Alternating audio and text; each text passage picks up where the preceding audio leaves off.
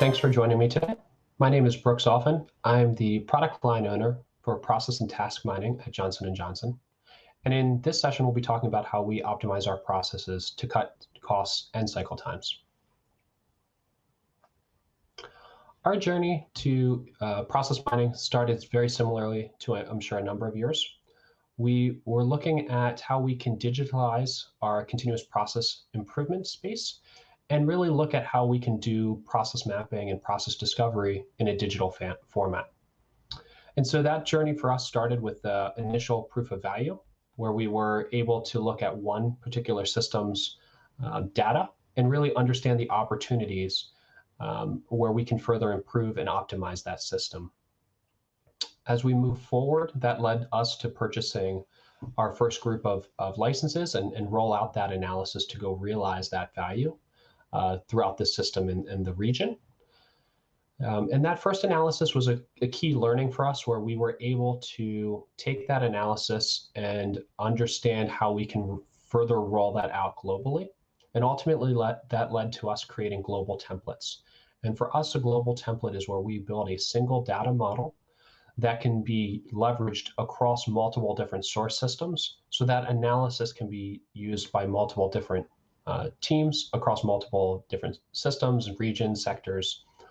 And ultimately, because of that global model, we were able to set a solid foundation so that we can better align to strategic projects, whether that be us ingesting new data and expanding our scope, or us supporting them by leveraging what we've already built and simply building new analysis. I think most of us would rather jump to the end, the main tree here, and the finish line. However, I think it's a critical process to walk through this ramp up. This ramp up really allowed us to build the internal knowledge on process mining and to develop a track record of success. And so I don't think it's something that you can just jump in. It's a journey, and it took us a while to get there, but I think it was a worthwhile journey. And so some of the key findings that we had as we think about our methodologies going forward are we focus on being very agile and delivering value quickly. And so as you look at the visualization to the right, we follow a crawl, walk, run methodology, where we try to get our users into the system and into their data as quickly as possible, knowing that we're going to continue to refine those user stories and the analysis that we create over time. And we're also going to roll out additional capabilities and features such as machine learning and process automation and action engine as our users are ready for those capabilities. Most of our users, when we initially start, aren't really sure exactly what they want to see analysis-wise, and aren't able to appreciate kind of some of the more advanced capabilities. So by getting them into the system, we're able to get them understanding faster, and then rolling out the additional and new capabilities when they're ready for them. The other key thing that we do at this phase is we're really focused on the team level, and so we're focused on the high level analysis to explore areas of improvement, but also the lower level transactional analysis to prioritize what might be, somebody might need to work on a particular day, for instance. So we try to balance those two as we look at the analysis that we roll out. When we are looking at a new area or an existing area for process improvement and process mining, we balance our exploration and our optimization activities. And I think that's another key assumption for us, is that these optimization activities, while we do know of areas within the business where we can continue to drive value into the organization and clearly want to put our focus there, we need to also be continuing to invest in looking for new areas, and that could be new analysis or new systems or combining different analyses together to ensure that we are exploring different ways to improve our processes. If we are doing our jobs right, we are moving those bottlenecks throughout the process. So what's good enough today might not be good tomorrow. And so that's where that exploration ties into. So we're continually to be refreshing the analysis and continuing to find new areas for our teams to improve upon. Once we do find an area where we want to get deeper, and as we start this journey with our internal customers, oftentimes we talk to them about what metrics matter most to them. And so they typically have, their strategic business objectives, such as on-time delivery or ease and effectiveness of communication. And those are all great metrics. However, sometimes those are too high-level metrics to be done at a team-by-team level. And so what we've found is, by moving to this team-based methodology, we're able to create metrics that are able to be leveraged upstream and downstream from their individual use, but also tie to that objective. And so, for example, as we think about on-time delivery, we can have on-time delivery and we could have a great metric there, but there's opportunities to further improve that if we want to talk about inventory optimization or a rush shipment rate or first time right. And so we really work with the different teams.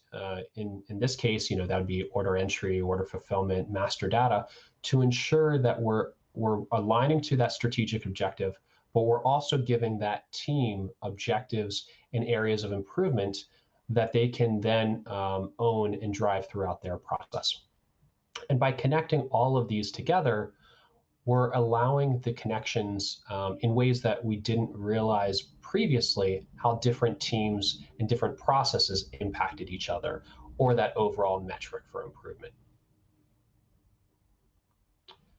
When we do transition into creating analysis, the first thing we work through is capturing those user stories from our business users. And so we do not want to be building analysis unless it's tied back to a user story, back to the value that we're going to drive. So our process is we want to capture the user story, and then we tie the analysis to that. And then we use the transformation center to tie those KPIs back to the analysis so that we're able to see how that analysis improves the process over time. And then ultimately, that transformation center metric ties to the ROI and the value that we're driving into the business. And so if we think about the example listed below, as a pricing professional, I want to see the price change rates. We would build analysis to support those price change rates to uncover that for our end user. And then we track the rates of change and the manual changes that occurred in pricing over time. And then ultimately, that would be translated into our hour savings, our reduced touch time, or our improved cycle time. And other examples that can be, reduced cycle time, that could be improved inventory levels, that could be improved customer happiness. They're not always a dollar figure, but I think it's important to track these metrics. Otherwise, we would not be able to derive the value from the improvement initiative that we are today. When we build this analysis, we use a global template model. And so by that, what I mean is we have one set of analysis that we've created, that we've customized for Johnson & Johnson, that we're able to leverage across multiple different source systems by using the same data model. So in this manner, we're able to basically build once and leverage multiple different times. The challenge here is, as I'm sure many of you from the technical side will understand, not all of these have the same data model. So there are some technical challenges that need to be thought through to be able to do this right. But the advantages are we're able to take one particular analysis and request from one team. So if we wanted to look at Asia Pac pricing, for instance, we would be able to take that analysis, work with the Asia Pac team, validate the analysis and the impacts and the improvements, and then roll that out globally so that can be leveraged by multiple different teams and across multiple different sectors who might not have been initially looking in that area.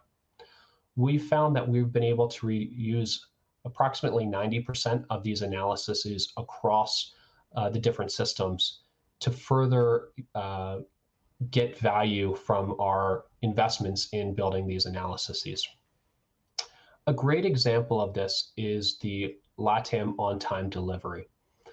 And so we had previously rolled out some analysis to our team in Janssen, Chile. And they had went through that analysis and they came back to us and they said, could you make some minor changes? We think there's an opportunity here to improve our processes. That again ties back to what I was saying earlier around how we follow the crawl, walk, run methodology. So we would continue to refine that analysis over time as our users gain maturity. Once we rolled that back out for the team, they were able to take that analysis and go work with our upstream and downstream partners to explain to them the problems in the current process. And so they were able to walk through and get their buy-in to address a number of bottlenecks in the process, and able to completely redesign that process, resulting in some fantastic improvements. And you can see, a 30% reduction in touch time, 40% reduction in price changes, improved on-time delivery. Really an all-around success for this project. What I think is really cool from my perspective is we were able to see in the data exactly when these new processes went into production and when the team was driving adoption, how they were able to impact that process to make this positive change. Now that the team has built this analysis, we are able to further leverage this analysis because it is in our global template across all of the connected systems. So we're looking right now at how we're going to further expand this across the region. So a great success and a great example of how we can take an analysis from one particular team and prove that analysis out, and then ultimately leverage that globally to drive change throughout the business.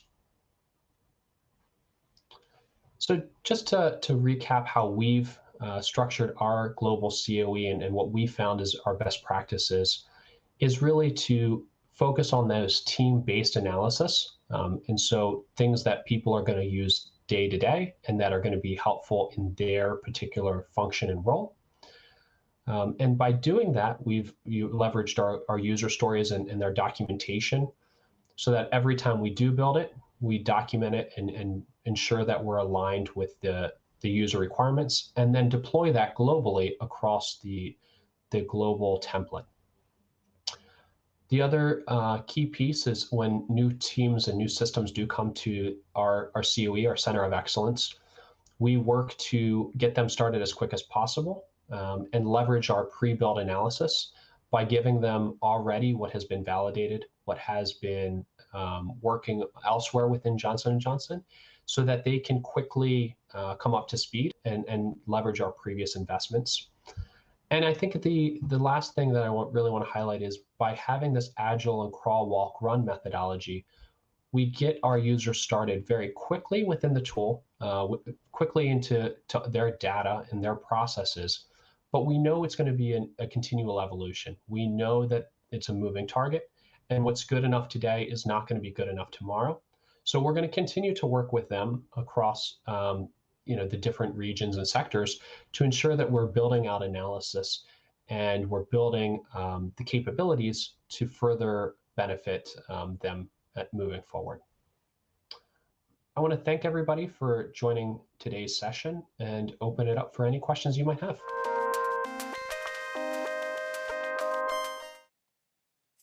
You're joining us again in the studio for our last Q&A session before we kick off the afternoon with our special guest speakers. Right now, we have Brooks from Johnson & Johnson here with us to answer all those questions that were dropped into the Q&A tab. Awesome. Well, it seems like we have quite a few, so let's get started, Rosie. I think we should. Hello, Brooks, and welcome to the Salesforce studio. Hi, Brooks. Hey, thanks for having me, guys. Of course, great presentation. Yeah. I think our viewers really enjoyed it as well because we have quite a few questions coming in. We do indeed. Should I start with the first one? Please do, Rosie. Okay, Brooks, we have a question here about what have been some of the biggest surprises when leveraging process mining for Johnson & Johnson? I think it's really just the visibility into our end-to-end processes. We have typical very deep knowledge in one functional area, but connecting that together and being able to understand how one improvement can drive, um, multiple different projects and multiple different across multiple different teams, I think is a really great capability. Yeah. Absolutely. And kind of building on that, have there been any challenges that you have faced maybe internally while bringing Slowness into Johnson and Johnson, whether it be a change management challenge, or just an understanding challenge of what this new capability can do? Yeah, so we had a pretty good organization or culture around process improvement Right. prior to leveraging Solonis and process mining. So that I think that helped us to some extent, but there's still a lot of change management that needs to occur and data setup that needs to occur to really bring this analysis forward to folks. So there is a decent amount of change management, not so much on a technical side, but for our business users. Yeah, absolutely. I mean, it's a brand new technology, right? And helping them understand how they can actually use the insights is definitely a common theme that we see. So one quick question kind of around the organizational setup. Sam here from the audience asked, and they might have missed this, they said, but where does your COE report into? Is it in IT and the business? And how big is your COE? So maybe just a little bit more insights around that center of excellence that you stood up at Johnson and Johnson. Yeah, so we report in through supply chain IT, Okay. but we have members throughout the organization in different functional areas that represent maybe deliver or plan or make. So we have I'd say um, you know 15 to 20 folks on the team. Mhm. That's not full time that are on our COE today. Okay. Great. Thank you. Yeah, I also tying into the Center of Excellence, which we heard a lot about yesterday, of course, for our viewers that were there. Can you talk a little bit about the resources that you have from your Center of Excellence? Yeah, so what we found is we obviously need the technical SMEs that can do the data engineering work, Yeah. that can make the system connections and our extracts. But just as equally important is really the change management and process improvement folks who can then work with the business to drive those changes. So we can create great analysis, but if we're not having folks driving that forward and supporting the business, as they adopt, it's just data. It doesn't really help us at all. Exactly, exactly. And speaking of driving forward those changes, right? How internally at Johnson and Johnson do you measure success with Solonis?